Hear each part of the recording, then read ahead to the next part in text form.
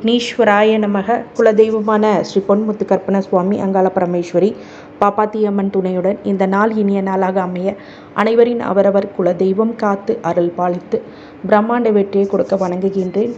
இன்று பிறந்தநாள் மற்றும் திருமண நாள் காணும் அனைத்து சொந்தங்களுக்கும் என்னுடைய நல்வாழ்த்துக்கள். இது ஐஸ்வர்யம் ஆஸ்ட்ரோ, உங்களுடைய ஆஸ்ட்ரோ சப்னா பேசுகிறேன். இந்த காணொலியில் நம்ம என்ன பார்க்க போகிறோம் அப்படின்னா, அடுத்த 3 வருடங்கள் நெக்ஸ்ட்டு 3 இயர்ஸ் ப்ரெடிக்ஷன்ஸ் எப்படி இருக்க போகுது அப்படிங்கிறத பற்றி முழுக்க விவரமாக உங்களுக்கு சொல்ல போகிறேன். ஸ்கிப் பண்ணாமல் பாருங்கள். சப்ஸ்கிரைப் பண்ணாமல் இருந்தீங்க அப்படின்னா சப்ஸ்கிரைப் பண்ணிக்கோங்க. உங்களுடைய உற்றார் உறவினர்கள் நண்பர்கள் அனைவருக்கும் இந்த பதிவை பகிர்ந்து பயன் தருமாறு கேட்டுக்கொள்கின்றேன். ப்ரோ கன்சல்டேஷன் ஜோதிட ஆலோசனைக்கு எனக்கு கீழே இருக்கிற வாட்ஸ்அப் நம்பருக்கு தொடர்பு கொள்ளுங்கள். மிக துல்லியமாகவும் அதற்கான வழிபாடு முறைகளும் உங்களுக்கு சொல்லித்தரப்படும். வாழ்க்கைக்கு தேவையான கைடன்ஸ், அந்த கைடன்ஸை உங்களுக்கு கொடுக்க நாங்கள் காத்திருக்கிறோம்.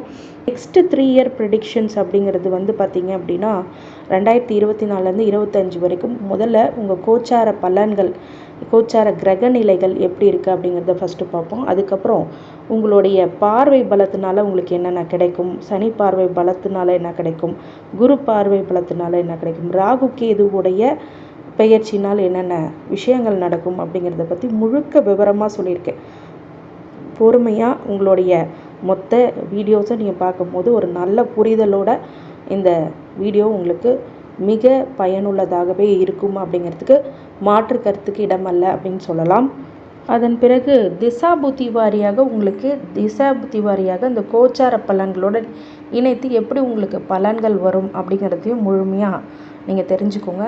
உங்களுக்கு இப்போது அடிப்படையாக என்ன விஷயம் தெரியணும் அப்படின்னா, நீங்கள் என்ன நட்சத்திரம், எந்த திசை போயிட்டுருக்கு அப்படிங்கிறது தெளிவாக தெரிஞ்சுக்கோங்க. உங்கள் ஜாதகத்தை எடுத்து இப்போ தசாபுத்தி என்ன போயிட்டுருக்கு, தசாபுத்தி எனக்கு தெரில அப்படின்னா இப்போ நிறைய சாஃப்ட்வேர்ஸ் இருக்குது. அந்த சாஃப்ட்வேர்ஸில் போட்டு உங்களுடைய தசாபுத்தி என்ன போயிட்டுருக்குன்னு பார்த்துக்கோங்க. இல்லை எனக்கு அப்பையும் தெரியலைங்க மேடம் அப்படின்னு கேட்டிங்கன்னா, நீங்கள் கண்டிப்பாக என்கிட்ட தசாபுத்தி கேட்டிங்கன்னா அந்த தசாபுத்தி உங்களுடைய date of birth, time of birth சொன்னிங்கன்னா கண்டிப்பாக தசாபுத்தி உங்களுக்கு சொல்லப்படும். அதை பொறுத்து அதுக்கப்புறம் ஜோதிட ஆலோசனைக்கு நீங்கள் இந்த நம்பருக்கு கால் பண்ணலாம். 2024 2025 அப்போது உங்களுடைய கோச்சார பலன்கள் என்ன அப்படின்னா, சனி 12ஆம் இடத்துக்கு விரயத்துக்கு வரதும், ராகு 11ஆம் இடத்துலேருந்து 12ஆம் இடத்துக்கு விரயத்துக்கு வரதும், ராகு விரயத்திலேருந்து லாபத்துக்கு வர்றதும், கேது 6ஆம் இடத்துக்கு ரோக கேதுவாக இருந்த கேதுவானவர் 5ஆம் இடத்துக்கு பஞ்சமஸ்தானத்துக்கு வர்றதும், குரு 2ஆம் இடத்துலேருந்து குரு பகவான் 2ஆம் இடத்துலேருந்து 3ஆம் இடத்துக்கு வர்றது அப்படிங்கிறது விசேஷ அமைப்பா அப்படின்னு சொல்லும் போது, டோட்டலாக சனி பார்த்திங்க அப்படின்னா இந்த 2024லேருந்து 25க்குள்ளார இந்த சனி 12ஆம் இடத்துக்கு வரும்போது விரயத்தை கொடுப்பார். எவ்வளோ சுப விரயங்களாக இருக்கிறதோ இப்போ அதை மாற்றிக்கொள்வது அப்படிங்கிறது உங்களுடைய சாமர்த்தியம் அப்படின்னு சொல்லலாம். பொதுவாகவே வீடு மனை அப்படிங்கிறதுலாம் வாங்கலாம், வண்டி வாகனம் வாங்கலாமான்னா கேட்டாங்கன்னா கண்டிப்பாக வாங்கலாம். ஆனால் வண்டி வாகனத்தில் தான் கொஞ்சம் ஜாக்கிரதையாக இருக்கணும். ஆக்சிடென்ட்ஸ் அந்த மாதிரி விஷயங்கள்லாம் நடக்கிறதுக்கு முன்னாடியே ஸ்பீடை குறைக்கிறது, இந்த மாதிரி விஷயங்கள் பண்ணாமல் இருக்கிறது ரொம்ப நல்லது. மேஷராசிக்காரங்கள் சனி வர்றது அப்படிங்கிறது ஒரு விசேஷ அமைப்பு கிடையாது விரயத்துக்கு. அப்படிங்கும்போது இந்த ஹாஸ்பிட்டல் செலவு போன்ற விஷயங்கள்லாம் பண்ணுறதுக்கு முன்னாடி நீங்கள் ஒரு வீடோ வாசலோ கட்டுறது, வீடு கட்டுறதோ இல்லை மனை வாங்கி போடுறதோ அந்த மாதிரி விஷயங்களை நீங்கள் பண்ணலாம்.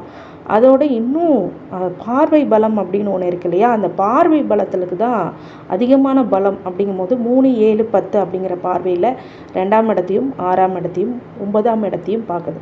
அப்படின்னா நீங்கள் எந்தெந்த விஷயத்தில் இந்த 2025ம் 2026ம் 2027ம் சனிங்கிறது விரய சனியில் தான் இருப்பார் அந்த 2.5 வருஷங்கள். அப்படிங்கும்போது இதில் 2024லே 11லேருந்து 12க்கு வந்துடுறாரு, 2026லையும் விரயத்தில் தான் இருக்கார், 2027லும் விரயத்தில் தான் இருக்கார். அப்போ எந்தெந்த விஷயத்தில் கவனமாக இருக்கணும் அப்படின்னா, தேவையில்லாத செலவில் கவனமாக இருக்கணும். அது மாதிரி தன குடும்ப வாக்குஸ்தானத்தை 2ஆம் இடத்தை பார்க்குறாரு. அப்படிங்கும்போது உங்கள் பொருளாதார ரீதியான விஷயங்களில் அடிப்படக்கூடிய வாய்ப்புகள் இருக்கிறதுனால ஏற்கனவே சேவிங்ஸ் பண்ணியிருந்தால் அதை டெபாசிட் மாதிரி பண்ணி வைங்க. உங்களுடைய விஷயங்கள் எல்லாமே கோல்டாக மாற்றி வைங்க, இன்வெஸ்ட்மெண்ட்ஸாக அந்த மாதிரி விஷயங்கள்லாம் பண்ணுங்கள். அசர்ட்டாக நீங்கள் வாங்கி வச்சிங்கன்னா இன்னும் பெட்டர். அதே மாதிரி குடும்பத்தில் ஒரு சில நிம்மதி இல்லாத போக்குகள் அப்படிங்கிறது இருக்கும். வாக்கு அந்த இடத்தையும் சனி பகவான் பார்க்கறதுனால வாக்கில் அதாவது தெளிவு இருக்க வேண்டும். தேவையில்லாத ஒருத்தவங்ககிட்ட பேசி பிரச்சனைகளை உருவாக்குறாதீங்க. நீங்கள் என்ன பேசினாலும் இந்த காலகட்டத்தில் தவறாக புரிந்து கொள்ளப்படும் அப்படிங்கிறது தான் உண்மையான விஷயம். அதனால் இந்த இடத்துல நீங்கள் ரொம்ப கவனமாக இருக்கணும் அப்படிங்கிறது தான் அறிவுறுத்தப்படுகிறது. அதனால் முடிந்த வரைக்கும் அதை தவிர்க்கிறது, தவிர்க்கிறது அப்படிங்கிறது ரொம்ப நல்லது. உங்களை நீங்கள் அலோனாக கொஞ்சம் வச்சுக்கிட்டீங்க அப்படின்னா பெரிய பிரச்சனையிலேருந்து பாதுகாக்கப்படும். அதே மாதிரி 6ஆம் இடத்துல பார்க்கும்போது ருணுரோக சத்துருஸ்தானத்தையும் பார்க்குறார். அப்படின்னா நோய், எதிரி, கடன் அப்படிங்கிறதுலையும் பிரச்சனையை கொடுப்பார். அப்படிங்கிறதுனால இந்த நோய் விஷயத்தில் ஆரோக்கியமான உணவுகளை மட்டும் எடுத்துக்கிறது, எதிரிகள் விஷயம், மறைமுக எதிரிகள் இருக்கிறாங்களான்னா நம்ம அது ஒன்றும் பண்ண முடியாது இல்லையா? அதனால் தெய்வ வழிபாடை பண்ணிக்கோங்க. அதனால் உங்களுடைய எதிரிகிட்ட இருந்து உங்கள்கிட்ட காப்பாற்றக்கூடிய விஷயங்களும், கடன் சம்மந்தப்பட்ட விஷயங்கள் வர்றதுனால உங்களுடைய செலவுகளை சிக்கனமாக பயன்படுத்துறதும் அப்படிங்கிறது இருக்கும். 12ஆம் இடத்தை ஒன்பதாம் இடத்தையும் பார்க்கறது, பாக்கியத்தையும் பார்க்கறது அப்படிங்கிறது ரொம்ப ஒரு அப்போ தந்தை வழி உறவில் ஒரு சில விரிசல்கள் ஏற்படக்கூடிய வாய்ப்புகள் கண்டிப்பாக உண்டு. அப்படிங்கிறதுனால பாக்கியத்தையும் கெடுக்கக்கூடியதாக இருக்கிறது. இந்த காலகட்டத்தில் நீங்கள் ரொம்ப உஷாராக இந்த 3 பாயிண்டில் ரொம்ப உஷாராகவும் எச்சரிக்கையாகவும் கவனமாகவும் இருக்கணும். வரவுக்கு மீறிய செலவுகள் அப்படிங்கிறது அப்புறம் ஜென்ம சனியில் மிகப்பெரிய ஒரு கெடுதலை கொண்டு வந்துவிடும். அதனால் இந்த சனி இப்படிப்பட்ட பலன்களை இந்த 3 இயர்ஸும் ரொம்ப ஜாகிரதையாக மேஷராசிக்காரங்க இருக்கணும். அடுத்தது ராகு 2025 ராகு 12ஆம் இடத்துலேருந்து 11ஆம் இடத்துக்கு வர்றது, கேது 6ஆம் இடத்துலேருந்து 5ஆம் இடத்துக்கு வர்றது அப்படிங்கிறது யோகமா அப்படின்னு கேட்டால், ராகு 11ஆம் இடத்துக்கு பிரம்மாண்ட ஒரு லாபத்தை கொடுக்கும். ஆனால் செலவையும் சனி கொடுப்பாரு. அப்படிங்கிறதுனால வரவுக்கு தகுந்த செலவுகளை நீங்கள் செய்திருக்கணும். தேவைப்பட்டால் மட்டுமே செலவு பண்ணு. அதுதான் ஒரு விஷயம். இதில் என்ன ப்ளஸ் பாயிண்ட்னா, ராகு 11ஆம் இடத்துல வரும்போது வெளிநாட்டு தொடர்புடைய பணங்கள் அதிகமாக கிடைக்கப்பெறும். கேது 6ஆம் இடத்துலேருந்து 5ஆம் இடத்துல புத்திர தடை, ஐவிஎஃப், ஃபெர்டிலிட்டி இந்த மாதிரி விஷயங்கள்லாம் பண்ணிகிட்டு இருந்தீங்க அப்படின்னா கண்டிப்பாக இப்போ புத்திர தடை இல்லாமல் இருக்கும். குலதெய்வ அனுகிரகம் கிடைக்கும். அதனால் குலதெய்வத்தை கெட்டியாக பிடிச்சிக்கோங்க, நல்ல விஷயங்கள் நடக்கும். அடுத்தது இந்த 2025 குரு அப்படிங்கிறவர் 2ஆம் இடத்துலேருந்து 3ஆம் இடத்துக்கு வரும்போது உங்கள் தைரியஸ்தானத்தையும் வீரியஸ்தானத்தையும் பார்க்குறது மிகப்பெரிய விசேஷமாக இருந்தாலும் 3ஆம் இடத்துக்கு மறைவு குரு அப்படிங்கிறது பொருளாதார நெருக்கடி கொஞ்சம் கொடுக்கும். ஆனால் பார்வை பலத்தால் அந்த பிரச்சனைகள் விலக்கி வைக்கும்ன்ற அடிப்படையில் பார்த்தோம் அப்படின்னா 7ஆம் இடத்தையும் 9ஆம் இடத்தையும் 11ஆம் இடத்தையும் பார்க்குறாரு 3ஆம் இடத்துலேருந்து. அப்போ கலத்திரம், இது வரைக்கும் திருமணம் ஆகாதவங்க, லேட் மேரேஜ் பண்ணவங்க, டிவோர்ஸ் ஆகி எனக்கு இன்னொரு வாழ்க்கை இல்லையே அப்படிங்கிறவங்களுக்குலாம் வாழ்க்கையை கொடுக்கக்கூடிய காலகட்டமாக இருக்கும். பாக்கியத்தை கொடுக்கக்கூடிய இடத்துலையும் குரு பார்க்கறதுனால வெளிநாடு தொடர்பு, வெளிநாடு செல்லக்கூடிய விஷயங்கள், உங்களுக்கு மாட்டுப்பாலினத்தினால் வந்த பிரச்சனைகள் எல்லாமே விலகி போகும். 9ஆம் இடத்து பாக்கியத்தை பார்க்கும்போது மிகப்பெரிய அளவில் உயரங்களை நீங்கள் தொடுவீங்க. 11ஆம் இடத்து குருவை பார்க்கும்போது மிகப்பெரிய லாபத்தையும் உங்களுக்கு இந்த 2025 கொடுப்பார். பொதுவாகவே அந்த 2025 தான் உங்கள் வாழ்க்கையோட புரிதல் அப்படிங்கிறது உங்களுக்கு ஏற்படக்கூடிய முதல் ஸ்டெப்பிங் ஸ்டோனாக இருக்கும். இப்போ வருமானம் அதிகமாக இருக்கும், செலவுகள் அதுக்கு தகுந்த மாதிரி இருக்கும். 2027 சனி 12ஆம் இடத்துல தான் இருக்கார். ராகுவும் 11ஆம் இடத்துலையும், கேது 5ஆம் இடத்துலையும் இருக்கார். ஆனால் குரு மட்டும் 3ஆம் இடத்துலேருந்து 4ஆம் இடத்தை பார்க்கும்போது மாறிடுவார். அந்த 4ஆம் இடத்துல மாறும்போது என்ன பார்வை பலன் இருக்குது அப்படின்னா 8, 10, 12 ஆகிய இடங்களை பார்க்கும்போது அசிங்கம், அவமானம் எல்லாம், வம்பு வழக்கெல்லாம் உங்களுக்கு சாதகமாக இருக்கும். அசிங்கமானவர்களாம் பட்டவங்களாம் இப்போ தெளிந்து ஒரு நல்ல முடிவுகளை எடுக்கக்கூடியதாகவும், உங்கள் மனைவி வழியில் சொத்துக்கள் வரக்கூடியதாக விஷயங்களும், உங்களுடைய கொடுக்கல் வாங்கல் பிரச்சனைகள் எல்லாம் நிவர்த்தி பெறக்கூடிய காலகட்டம்னு சொல்லலாம். அடுத்தது 7ஆம் இடத்தை பார்க்கும்போது 10ஆம் இடத்தை பார்க்கும்போது தொழிலில் நல்ல முன்னேற்றம் அப்படிங்கிறது கிடைக்கும். 12ஆம் இடத்தை பார்க்கும்போது விரயத்தை அதிக அளவில் கட்டுப்படுத்தும் அப்படின்னு சொல்லலாம். இதே 2027 இந்த சனி 12ஆம் இடத்துலேயே இருப்பார். அதுக்கப்புறம் தான் ஜென்ம சனியாக மாறுவார். அப்புறம் ராகு 10ஆம் இடத்துலையும், கேது 4ஆம் இடத்துலையும், குரு 4ஆம் இடத்துலேருந்து 5ஆம் இடத்துக்கு வரார். இதனால் என்ன பலன் கிடைக்கும் அப்படின்னா, சனி விரயத்திலேருந்து இப்போ ஜென்மத்துக்கு வரதுனால இந்த நேரத்தில் ரொம்ப ஜாக்கிரதையாக உங்களுடைய விஷயங்கள் எல்லாம் வச்சுக்கணும். இந்த காலகட்டத்தில் ரொம்ப பொறுமையும் கவனமும் எச்சரிக்கையும் கண்டிப்பாக இருக்கணும். ராகு 10ஆம் இடத்துல இருக்கும்போது தொழிலில் ரொம்ப கவனமாக இருக்கக்கூடிய காலகட்டம். இந்த நேரத்தில் ஆனால் ஒரு சர்ப்ப கிரகம் அப்படிங்கிறது 10ஆம் இடத்துல இருக்கிறது அப்படிங்கிறது ஒரு நன்மையான பலன். பிரம்மாண்டமான ஒரு தொழிலை ஆரம்பிக்கணும்னு நினைப்பீங்க. ஆனால் உங்கள் கைக்கு எட்டின மாதிரி ஒரு கைக்கு அடக்கமான ஒரு தொழிலை பண்ணுங்கள். நிறைய செலவு பண்ணி இன்வெஸ்ட்மெண்ட் பண்ணாதீங்க, அது மிகப்பெரிய கெடுதலை கொடுக்கும். கேது 4ஆம் இடத்துல இருக்கும்போது வீடு, மனை, யோகம் அப்படிங்கிறதுலலாம் ஒரு சில பிரச்சனைகளை கொடுக்கும்.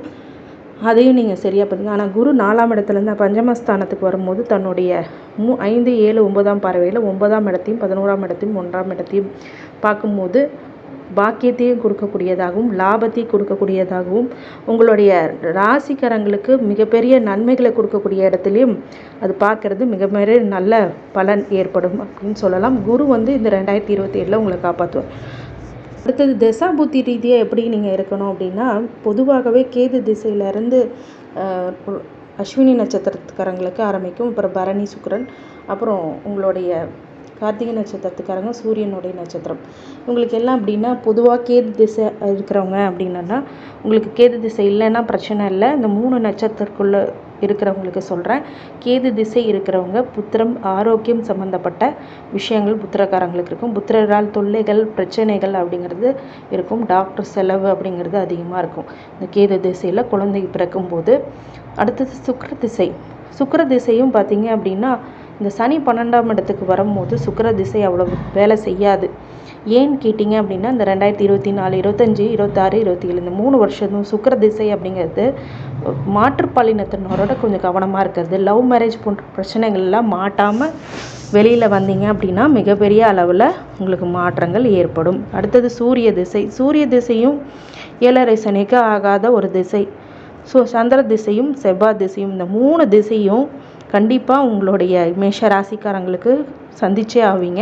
இந்த சூரிய சந்திர செவ்வாய் திசையும் இந்த 7.5 சனிக்கு மிக ஆகாத திசை அப்படின்னு சொல்லலாம்.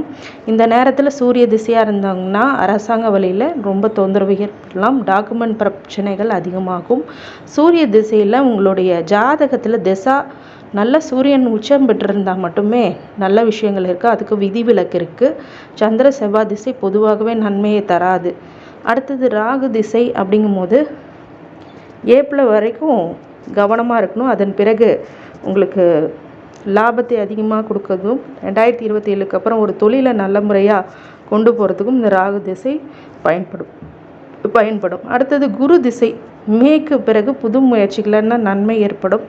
2026 வீடு மனை யோகம் வாங்கக்கூடியதாகவும் வண்டி வாங்கக்கூடியதாகவும் அமையும். அதன் பிறகு 2027 ஒரு நல்ல சுபிட்சமான அனுகிரகம், குலதெய்வ அனுகிரகமும் வண்டி வாகனம் வாங்கக்கூடிய விஷயங்களும் நிறைய சொத்து சுகம் உங்களுடைய செல்வாக்கு சொல்வாக்கு அப்படிங்கிறதெல்லாம் நல்ல பயன்பெறக்கூடியதாகவும் 5ஆம் இடத்துல வர்றது அப்படிங்கிறது பஞ்சமஸ்தானத்துக்கு வர்றது. குழந்தை பாக்கியம் இல்லாதவங்களுக்கு குழந்தை பாக்கியம், குழந்தைகளால் பெருமை, குழந்தைகளால் ஒரு மகிழ்ச்சி அப்படிங்கிறதெல்லாம் கண்டிப்பாக உருவாகும். அடுத்தது சனி திசை கிடக்கிறவங்க மட்டுமே ரொம்ப ரொம்ப ரொம்ப கவனமாக இருக்கக்கூடிய திசைன்னு சொல்லலாம்.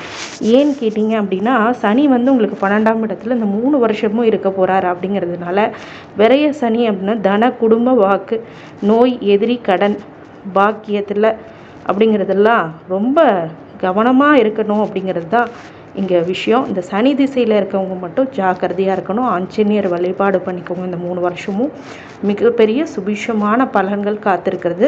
மேஷராசிக்காரங்க பொதுவாகவே முருக வழிபாடு பண்ணுறீங்க அப்படின்னா இந்த காலகட்டத்தில் தீவிரமான முருக வழிபாடுகள் நீங்கள் எப்படி செய்யணும் அப்படின்னா, திருச்செந்தூர் பழமுதிர்ச்சோலை போன்ற முருகன் அந்த முருக திருக்கோயிலுக்கு மட்டும் சென்று வாருங்கள். மற்ற திருக்கோயிலுக்கு நீங்கள் போகக்கூடாதுன்னு நான் சொல்ல வரல. இந்த சாந்தமான ஒரு முருகன் கோயிலுக்கு நீங்கள் போகிறது உங்களுக்கு இருக்கிற பிரச்சனையிலேருந்து அதை மீட்டு வரும்.